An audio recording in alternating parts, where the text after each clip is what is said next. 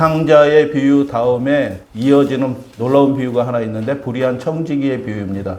탕자의 비유는 복음 중에 복음, 놀라운 은혜의 비유인 반면에 불의한 청지기의 비유는 굉장히 어려운 비유예요. 이해하기 굉장히 어려운 비유다. 여러 말씀 사역자들이 다양한 방식으로 이렇게 설교하시는 분들을 제가 많이 봐왔어요. 그런데 예수님이 이 말씀을 하신 정확한 이 이야기 자체가 무엇인가를 이해하기도 쉽지 않은, 그래서 적용하는 건 이해를 못했는데 어떻게 적용을 하겠어요. 그 말씀의 내용과 요지를 이해를 해야지 말씀도 개인적으로 적용하든지 살펴보든지 은혜를 받든지 뭐 할 돈인데 말씀 자체를 이해하기가 굉장히 어려운 비유. 그래서 오늘은 누가복음 16장 첫 번째 단락에 있는 불의한 청지기의 비유, 탕자의 비유의 후속편이에요. 사실 그 얘기까지는 말씀을 못 드리고, 누가복음 16장 8절 불의한 청지기예요. 옳지 않은 청지기예요. 나쁜 청지기예요. 그런데 주인이 그 옳지 않은 청지기, 불의한 청지기를 칭찬하였다라고 예수님이 그렇게 말씀하셨어요. 벌써 이상해요. 어떻게 불의한 청지기를, 옳지 않은 청지기를, 자신에게 손해를 끼친, 막대한 손해를 끼친 그 청지기를, 자신의 재산을 말아먹은 청지기를 어떻게 칭찬할 수가 있지? 벌써 이해가 안 되는 것이죠. 그래, 1절 말씀 보도록 하겠습니다. 이 말씀 누구에게 주신 말씀인가? 네, 제자들에게 주신 말씀이다라고 분명하게 설명되어 있어요. 그래서 이 말씀은 제자들에게 주시는 영적 교훈을 담고 있는 말씀이에요. 근데 무슨 내용으로, 어떤 의도로 이 말씀을 하셨는지, 어떤 부자에게 청지기가 있는데, 청지기는 주인을 대신하여 집안 모든 소유를 관리하는 굉장히 중요한 직분이에요. 청지기가 있는데 청지기가 어떻게 했다고요? 주인의 소유를 잘 관리해서 충성되고 착한 종이 되어서 주인의 소유를 더 늘리고 알뜰하게 관리를 했다라고 하면 얼마나 아름다운 이야기가 되겠어요. 그런데 이 청지기가 주인의 소유를 어떻게 했다고요? 낭비하고 있다라는 소문이 누구에게까지 들려요? 주인에게까지 들려요. 그러면 어떻게 해요? 그런 일들이 비일비재하게 일어났다라는 것입니다. 여기에 주인의 소유를 낭비하였다라고 얘기했는데 15장 마지막 비유에서 탕자가 어떻게 해요? 아버지의 소유를 다 팔아서 먼 나라로 가서 허랑방탕하여 그 소유를 다 허비하였더니라고 예수님이 그렇게 말씀하셨어요. 이 두 가지 비유가 서로 실제는 연결된 비유의 말씀이에요. 다시 말씀을 드려요. 주인에게 그 소문이 들렸어요. 주인이 어떻게 해야 되나요? 주인이 그를 당장 호출합니다. 불러서 뭐라고 얘기합니까? 내가 내게 들은 바 이 말이 어찌 됨이냐?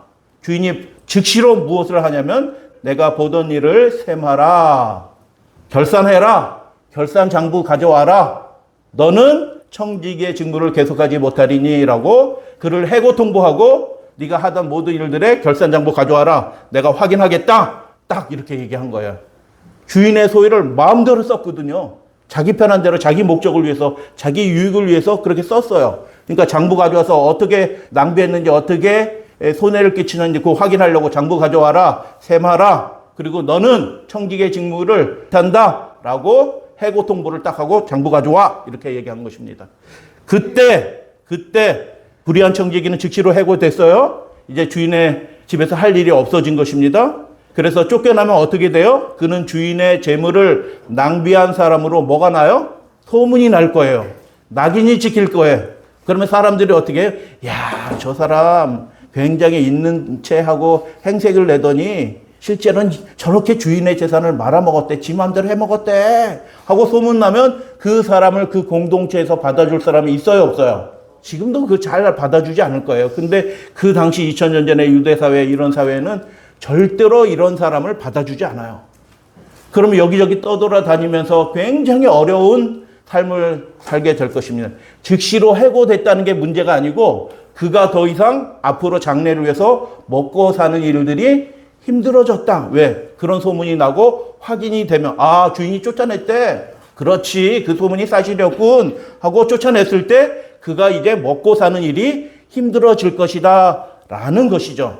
그래서 청지기가 어떻게 하기로 선택을 하냐 하면 청지기가 속으로 이르되 자기한테 말하는 거잖아요. 어떻게 하지? 하면서 근데 청지기가 머리가 아주 비상한 사람이라 청지기가 그 짧은 기간에 어떤 시간에 너 장부 가져와 라고 하는 그 짧은 시간 내에 나가면서 야, 어떻게 하지? 이렇게 속으로 생각하면서, 아, 이렇게 해야겠다라고 결정을 바로 한 거예요. 그게 뭐냐? 주인이 내 직분을 빼앗으니 내가 무엇을 할까? 땅을 파자니 힘이 없고 빌어먹자니 부끄럽구나. 내가 할 일을 알았도다. 금식 깨달아. 아, 이렇게 해야겠다 하고 즉시로 깨달은 거예요. 이렇게 하면 직분을 빼앗긴 후에 사람들이 나를 자기 집으로 영접해서 내가 먹고 사는 일은 염려하지 않게 되겠구나라고 결론을 내렸어요. 그 결론이 뭐예요? 주인에게 빚진 자를 일일이 부르다가 먼저 온 자에게 이르되, 이건 뭐 여러 사람일 거예요. 그런데 두 종류의 사람만 언급을 한 거예요. 먼저 온 자에게 이르되, 내가 내 주인에게 얼마나 빚졌느냐. 누구에게 빚진 거예요? 자기에게 빚진 게 아니라 주인에게 빚졌어요. 근데 온 그 빚진 사람들은 지금 그 청지기가 해고된 걸 알아요, 몰라요? 몰라요. 아직 모르고 있기 때문에 지금도 여전히 이 청지기가 주인을 대신하여 그 재정의 일들을 하고 있는 줄 그렇게 알고 있는 거예요. 얼마나 빚졌느냐라고 물으니까 기름 100말 빚졌어요. 그러면 여기 증서에다가 50이라고 써라. 이렇게 해서 한 거예요. 옳아요? 나빠요? 나쁘고 옳지 않아요. 또 다른 얘기를 이르되 너는 얼마나 빚졌느냐? 밀 100석이니이다. 이르되 석이란 단위, 그 단위는 제일 큰 단위예요. 그 당시 도량 현장에서 제일 큰 단위인데 밀 100석을 빚졌습니다. 이르되 여기 내 증서에다가 80이라고 쓰라. 제가 이 히브리어를 보여드리진 않겠는데 고대 히브리어는 100하고 80하고 이렇게 모양만 조금 이렇게 고치면은 바로 고글씨예요. 그러니까 비슷해. 이렇게 하면은 80이 되고 이렇게 하면은 100이 되고 그런 거예요. 100하고 50도 그렇게 비슷해요. 그래서 이렇게 돼 있는 걸 이렇게 써라 이렇게 한 거예요. 그런데 여러분 장부 조작을 시키는 거잖아요. 지금 범인이 누구예요? 나쁜 사람이. 이 청지기가 나쁜 사람이죠. 그리고 이 빚진 사람은 공범인가요? 아니에요. 모르고 있어요. 공범은 아니에요. 그래서 이 상황이 어떻게 해요? 낯선 상황이에요. 질문을 드려요. 자, 기름 100말에서 50이라 쓰라고 했으니까 기름 50말을 탕감해 준 거예요. 그죠? 곡식 100석에서 80석이라 쓰라고 했으니까 곡식 20석을 탕감해 준 거예요. 예.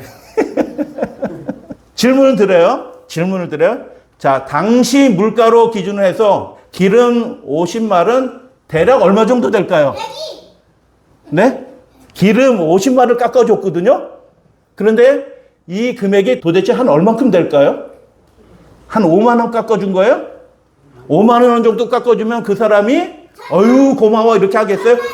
우리 집에 지금 있을 곳이 없어요 하는데 그럼 우리 집 오세요 할 만큼 돼요? 5만 원 깎아주면? 한 50만 원 깎아줬나요? 자, 기름 50만 원 어느 정도 됐을까요? 가치가 1000만 원. 예. 자, 그럼 또 질문을 드려요. 곡식 100석에서 80이라고 쓰라고 했으니까 20석을 깎아줬어요. 그럼 곡식 20석은 그 당시 물가로 한 얼마 정도 될까요? 또 맞추세요. 자, 600만 원 나왔습니다. 또 1600만 원. 또 1000만 원. 400만 원. 2000만 원. 또 다양한 의견들이 나오고 있습니다. 네, 1억. 이 청지기가 얼마나 명석하고 자기 일에 정확하고 빠른 사람인지가 이 이야기를 통해서 딱 나타났어요. 기름 50말의 가격이 500데나리온이에요. 500데나리온을 깎아준 거예요. 곡식 20석의 가격이 500데나리온이에요. 그러니까 딱 즉흥적으로 계산하지도 않고 얼마라고? 100말? 그럼 80이라고 써. 딱 깎아주는 게 딱 500데나리온씩 딱 깎아준 거예요. 이게 오늘날 가격으로 하면 얼마큼 돼요? 5천만 원이에요. 5천만 원씩 탁탁 깎아줬어요. 아까 정답 나왔어요. 7천만 원 나왔죠? 5천만 원 나오고 유수가 7천만 원 했죠? 700만 원, 7천만 원 아니고 700만 원 했어? 하여튼 그래서 기름 50말 깎아줬는데 5천만 원이고요. 곡식 20석 깎아줬는데 5천만 원이에요. 그러니까 딱 듣고 뭐 어떻게 계산이 즉흥적으로 딱 되는 거야. 얼마큼 깎아줘야 될까? 1000만 원 깎아주면 고마워 할 건데 5천만 원 깎아주면 어떻게? 우리 집에 와주세요. 이렇게 하면 되는 거예요. 근데 이 불의한 청지기가 그 행동은 불의하고 나빴는데 그가 일을 처리하는 데 있어서는 어떻게 해요? 완전히 전문가예요. 명석하고요. 재빠르고 신속해요. 정확해요. 그래서 이렇게 하였는지라라고 했어요. 그럼 그 불의한 청지기가 계획했던 대로 일이 잘 될까요? 여러분, 자기 통장에서 어느 날 5천만 원이 비어요. 이것도 한두 사람이 아니고 수십만 하면 5억, 10억 될 거예요. 근데 그렇게 확 비면은, 결산이 이렇게 됐구나 하고 도장 꽉 찍을 사람이 어디 있어요? 단번에 어떻게 해요? 알아차려요. 단번에 주인이 그거 보고, 야, 이거 평상시 들어오는 거랑 확 다르다? 이거, 이렇게 되는 거죠. 단번에 알아차릴 거예요. 그런데 이 불의한 청지기는 주인이 단번에 알아차릴 그 짓을 왜 했느냐라는 것입니다. 그래서 이 비유가 단순하지 않고 굉장히 어려운 비유예요. 빚진 사람이 갑자기 왜 이래도 되나요? 이렇게 많이 탕감해줘도 되나요? 뭐 50만 원 탕감해주는 것도 감사할 텐데 무려 5천만 원을 탕감해줘요. 여기 사업하시는 분들도 계시는데 5천만 원 탕감해주는 일이 생길까요? 평생? 거의 없어요. 진짜 실제로는요. 그런데 이래도 되나요? 하는데 청지기가 뭐예요? 청지기가 해고된지 그 사람은 몰라요. 그 사람들은. 내가 주인한테 간절히 부탁을 해가지고 지금 시절이 어려우니까 탕감해달라고 내가 허락을 받고 대리자니까 당신에게 이렇게 탕감해 주는 겁니다. 라는 그 행간의 이야기가 있는 거예요. 누가 중간에 중개를 해준 거예요? 그 청지기가 당신들을 너를 위하여 내가 이렇게 중개를 해줘서 이 큰 빚을 내가 이렇게 깎아준 거야 라고 그렇게 부탁을 해서 그렇게 한 거야 라고 얘기하니까 그 빚진 사람들은 어떻게 해요? 아이고 고마워라 하고 나가서 어떻게 해요? 너무너무 기쁘잖아요. 그래서 나가서 그 사람들을 어떻게 해요? 말하는 한 거예요. 뭐라고 말해요? 빚을 탕감받은 5천만 원씩 탕감받은 사람들이 나가서 말을 할 거 아니에요. 어이구 내가 빚진 그 주인이 나를 5천만 원이나 탕감해줬어. 나도 5천만 원 탕감받았어 하고 그 주인 너무 훌륭한 주인이야. 고귀한 주인이네 하고 야, 그 일을 우리를 위해서 이렇게 중개해준 그 청지기는 너무너무 좋은 청지기구나 하고 주인도 칭찬을 받고 누구도 칭찬을 받는 거예요? 그 불의한 청지기도 칭찬을 받고. 근데 소문은 어떻게? 소문이 잘못됐겠지. 주인이 알면서 이런 일들을 할 수 있겠어? 그래서 그 잘못된 소문이 한순간에 어떻게 역전이 되는 기가 막힌 방법을 그 아주 짧은 시간 내에 생각을 해낸 거예요. 자기 살굴리를 그렇게 해낸 거죠. 그런데 이 일이 어떤 일이라고요? 금세 들통날 일이다. 한 사람에 5천만 원씩이나 그렇게 엄청난 금액을 깎아줬으니 단번에 들통이 날 거예요. 그런데 이 시도는 어떻게 해요? 금세 들통 날 것이고 어떻게 주인이 어떻게 야 그동안도 이렇게 내 재산을 해먹었는데 이놈이 이런 짓까지 했어? 하고 어떻게 해요? 더 큰 책임과 더 중한 징계를 당하게 될 게 뻔했어요. 그런데 이 불의한 청지기는 그것을 모르고 그렇게 했을까요? 주인은 악한 청지기에게 분노하게 될 것입니다. 크게 분노하게 될 거예요. 그러면 진짜 자신의 인생이 그 앞에서 끝날 수도 있어요. 그런데 이 무모한 계획을 왜 그는 시도했을까? 주인은 악한 청지기를 뭐 했다라고 얘기하냐면 칭찬하였다라고 그렇게 말씀하셨어요. 예수님의 그 악한 행위, 불의한 행위를 거듭거듭 해가지고 주인의 재산에 막대한 손해를 끼친 그 결정을 마지막까지 한 그 청지기를 어떻게 했다고요? 주인이 칭찬하였다. 칭찬하였다는 말이 무슨 뜻이에요? 이 말의 원래의 의미가, 그러니까 성경을 번역하시는 분들도 이 비유의 말씀 내용을 이해를 못 하신 거예요. 그러니까 고민하다가 칭찬하였다라고 번역을 한 거예요. 근데 이 말의 의미는 무슨 뜻이냐면 그 불의한 청지기가 한 그 결정을 인정하고 수용했다라는 그런 의미예요. 그를 잘했다라고 칭찬한 게 아니고 그 결정을 어쩔 수 없이 수용했다라고 받아들였다라는 것입니다. 말씀드려요. 주인은 청지기가 제출한 장부를 딱 보니까 고쳤어. 딱 이렇게 고친 거예요. 이렇게. 그가 불법적으로 임의로 빚을 탕감해 준 것을 즉시로 알아차렸어요. 화가 확 나죠. 주인은 두 가지 선택이 가능했습니다. 어떤 선택이 가능했냐 하면 첫 번째, 그 빚진 사람들 다시 다 불러 모아서 호출해서 여러분, 제가 할 말이 있어서 여러분을 다시 불렀습니다.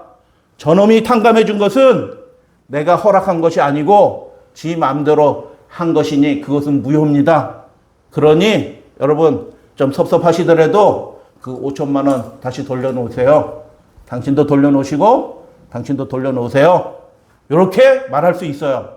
그렇게 되면 경제적인 손해는 없지만 기쁨으로 들썩이던 그 마을 사람들은 크게 실망할 거예요. 이미 탕감받은 줄 알고 막 좋아서 막 모든 형제, 자매, 뭐 친척들, 뭐 주변 사람들 다 함께 막 기뻐하던 그 마을에 그 들썩이던 기쁨이 한순간에 탁 가라앉으면서 어떻게 해요? 아, 그게 아니었구나 하고 우울해질 거예요, 금세.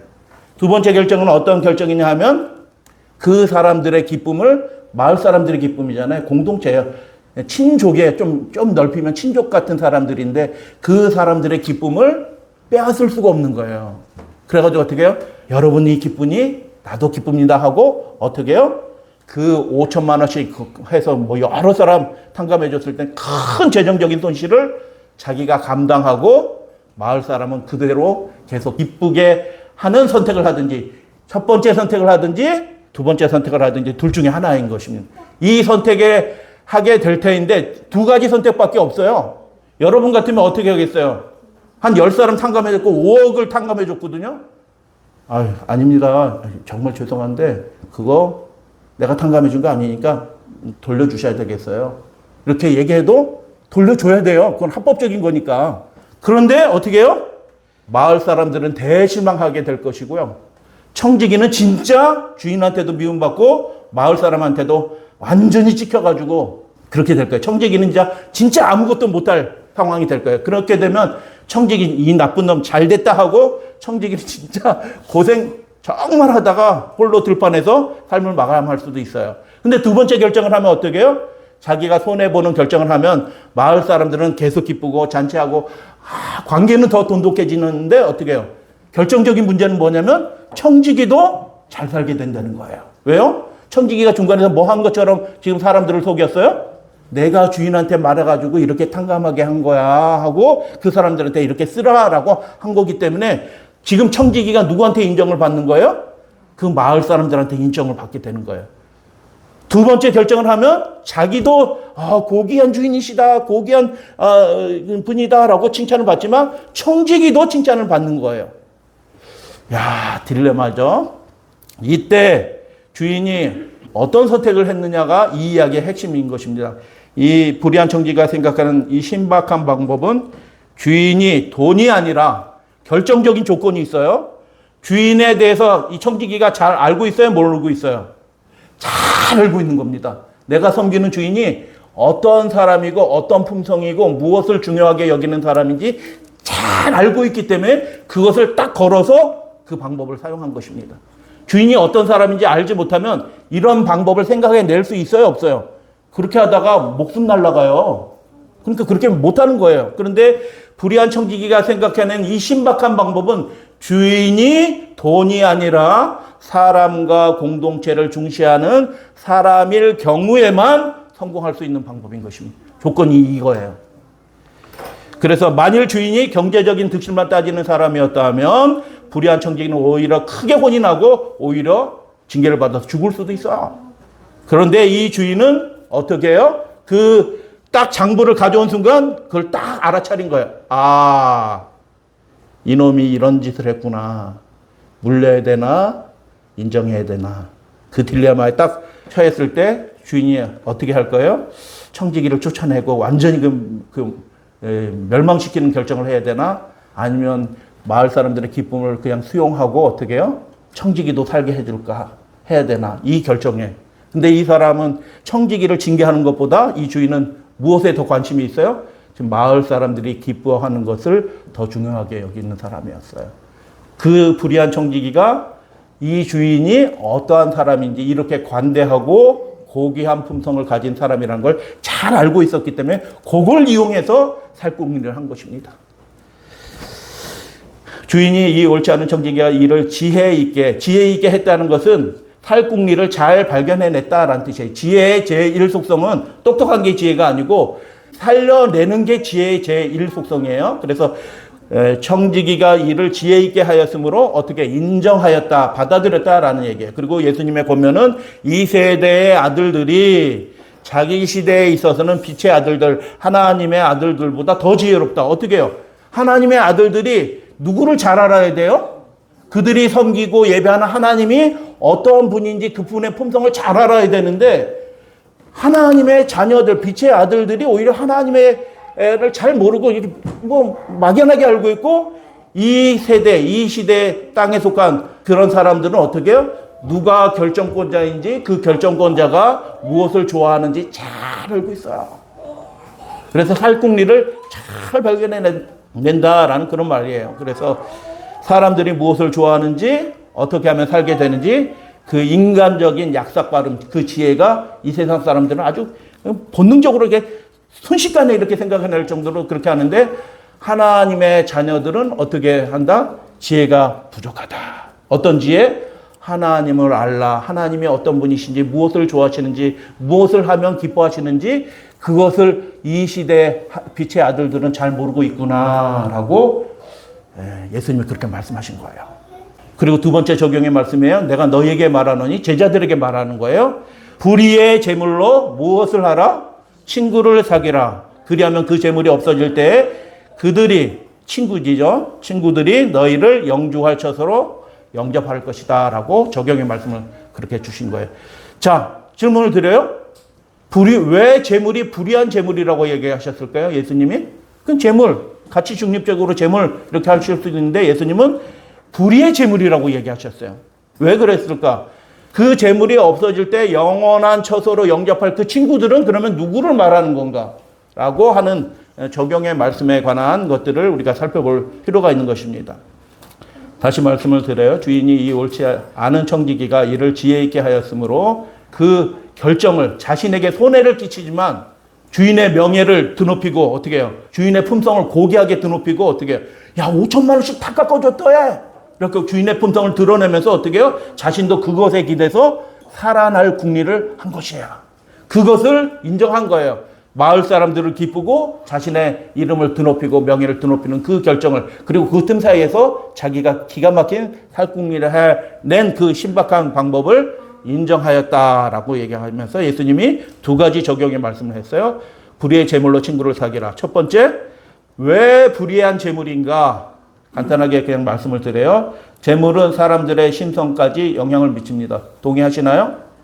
여러분 우리가 믿음의 사람이지만 돈에 의해서 우리의 마음이 영향받는 거 인정하시나요? 영향을 크게 받는다는 거 인정하시나요? 돈이 없으면 마음이 좀 힘들어지지 않으시던가요? 돈이 좀 많아지면 좀 든든해지지 않던가요? 동의하시나요? 그래서 여러분 재물이 돈이 사람의 심성에도 영향을 미친다는 것을 여러분 우리가 인정해야 돼요. 그게 참된 종교인 것입니다.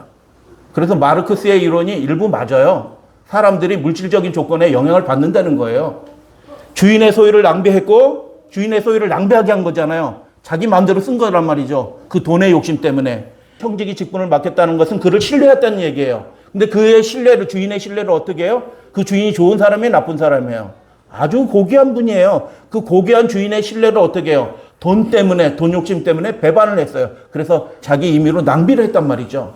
돈이 그만큼 영향을 미쳐요. 모든 사람에게. 지금 이 비유를 누구에게 주신 거라고요? 제자들에게. 여러분 제자들이 돈을 초월해서 사는 사람들이에요? 아니에요. 현실 세계에 매여서 사는 사람들이에요. 여러분 우리도 그걸 인정해야 돼요. 그것이 들통나자마자 또다시 주인의 됨됨이를 이용하여 자기 살궁리를 했습니다. 불의한 재물이에요. 사람을 타락시키는 재물이죠. 사람을 불의하게 만들고 그 관계를 배반하게 만들고 관계를 망가뜨리는 힘으로 작용해요. 그 한 예가 뭐예요? 예수님의 12제자 중에서 유다가 돈 때문에 그렇게 한 것이에요. 바리새인들이 돈을 사랑하는지라 돈 때문에 그렇게 되는 거예요. 그래서 여러분 돈을 가치 중립적으로 볼 수 없는 거예요. 왜요? 강력한 힘이 있어요. 그것보다 더 강력한 힘으로 돈을 사랑하는 마음이 통제되지 않으면 여러분 우리는 돈에 매여 있을 수밖에 없어요. 돈의 힘에. 그래서 돈 때문에 예민해지는 거예요. 돈 때문에 교만해지고. 그 우리가 인정해야 되는 거예요. 지금 예수님이 이것을 그들이 사랑하신 하나님의 나라의 주인공인 제자들에게 주신 말씀이에요. 우리에게 주신 말씀이에요. 우리도 역시 어떻게 해요? 돈 때문에 교만해질 수 있고 돈 때문에 예민해질 수 있다. 라고 그렇게 얘기하는 거예요. 그러면 그것들에 대해서 초월해서 하나님 앞에 거룩하고 분별된 삶을 살려고 하면 돈의 힘보다 더 강력한 어떤 힘이 있어야 되는 것입니다. 그게 하나님과의 관계의 힘, 믿음의 힘인 것입니다. 여러분 그런 믿음을 구하시는 저와 여러분들 되시기를 주님의 이름으로 축복합니다. 사람의 운명이 결정될 때 재물은 구원하는데 아무런 능력이 없어요. 결정적인 순간에 도움이 돼야 되는데 그게 참된 친구잖아요. 근데 결정적인 순간에 나를 도울 수 없는 게 돈이에요. 그러니까 돈은 참된 친구가 아니에요. 굉장히 능력 있는 친구이긴 하지만 참된 친구는 아니에요. 그러니까 돈이 없어질 때 영원한 처소로 영접할 그 친구가 그래서 필요한 거예요. 그 친구가 필요한 거지 돈 자체는 불의한 것이다 라고 예수님이 말씀하셔요. 믿음 생활을 방해하기도 해요, 돈이. 그래서 재물은 그 자체로 가치 중립적이지 않고 불의한 것이다. 마지막으로 재물이 가진 이러한 결정적인 문제에도 불구하고 이 세상에서 재물이 모든 가치를 대변하는 것이 되었다라는 것입니다. 모든 것이 화폐로 전환돼서 통용이 돼요. 그게 자본주의라는 거예요. 모든 것이 화폐로 환산돼서 이해가 된다는 거예요. 근데 우리도 이 세상 속에서 살아가면서 가치를 무엇으로 평가를 해요? 그 사람의 품성이나 그 사람의 신실한 믿음 생활이나 이런 걸로 해서 평가하지 않고 그 사람이 무엇을 이루었느냐를 보고 판단하게 될 수도 있어요. 그 방법이 어떻게 해요? 불의의 재물의 방법이에요. 그래서 예수님은 불의의 재물로 무엇을 하라라고 말씀하셨냐 하면 친구를 사귀라라고 말씀하셨는데 친구는 누구인가?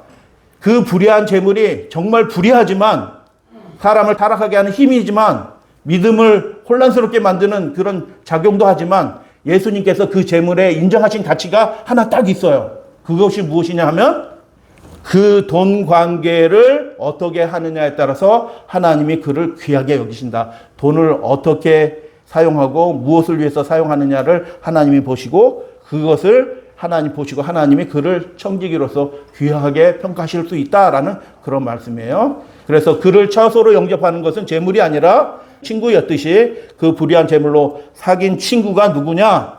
돈 문제에 있어서도 하나님 앞에 진실하고 충실된 것이 하나님과 친구가 되는 방법이다라고 그렇게 제자들에게 권면하신 것이죠. 다 같이 말씀 읽도록 하겠습니다. 스바냐 1장 18절 시작. 그들의 은과 금이 여호와의 분노의 날에 능히 그들을 건지지 못할 것이 불의한 거예요.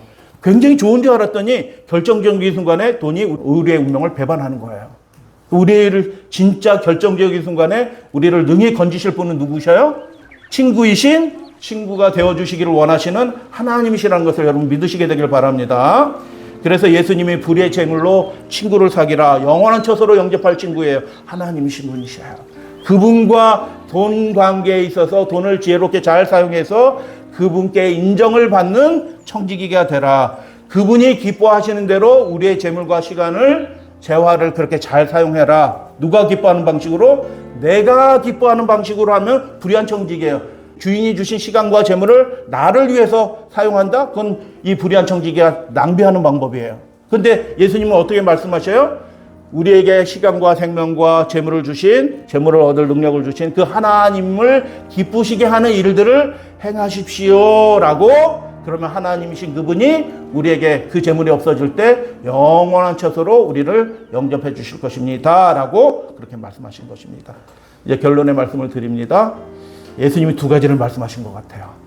첫 번째는 직접적인 말씀으로 돈과 관련해서 돈을 어떻게 대하고 어떻게 사용하는지에 따라서 하나님과 친구가 될 수도 있고 쫓겨날 수도 있다. 그래서 여러분 우리에게 주어진 모든 것이 우리의 것이 아니고 하나님이 허락해 주셨고 우리는 그것을 관리할 청지기이다. 주님 앞에 선한 청지기, 주인의 영광을 위해서, 주인의 명예를 위하여, 주인의 이름을 위하여, 주인의 나라를 위해서 잘 사용하면 그 청지기는 주인 앞에서 높임을 받을 것이다 라고 예수님이 그렇게 말씀하신 것인데, 이게 일반적인 교훈으로 말씀을 드리면 이렇게 말씀드릴 수 있을 거예요. 우리의 영원한 복락을 결정하실 분은 누구이시다? 하나님이시다. 여러분 동의하시나요? 네, 하나님이 우리의 영원한 복락을 운명을 결정하셔야. 그러면 우린 청지기잖아요. 우리가 가진 시간과 재물과 재능과 이런 것들을 어떻게 사용하면 좋을까요? 자신을 위해서 사용하면 불의한 청지기가 되는 것입니다. 그러나 주인이 그것을 허락하여 주셨으니 그 허락하여 주신 것을 생각하면서 하나님이 기뻐하시는 일을 행하라. 그것이 진정으로 지혜이다. 사는 길이다. 라고 예수님이 그렇게 말씀하신 거예요. 우리 사랑하는 믿음의 가족들이시여, 이 말씀을 제자들에게 주셨고 우리들에게 주신 말씀이다. 우리가 무엇 해야 된다는 말씀이에요? 하나님이 어떤 분인지 잘 알아야 된다. 그리고 그분이 무엇을 기뻐하시는지, 어떤 일을 기뻐하시는지 잘 알고 그 일을 행하라. 그리하면 그 하나님이 우리의 친구가 되어주시고 우리에게 더 큰 일들을 맡기시고 영원한 처소로 우리를 영접해 주실 것이다. 그것이 지혜다, 사는 길이다 라고 예수님이 말씀하셨으니, 그렇게 주님 앞에 충성된 주님의 청지기로 살아가시는 저와 여러분들 되어주시기를 당부드리면서 오늘 말씀을 마치도록 하겠습니다.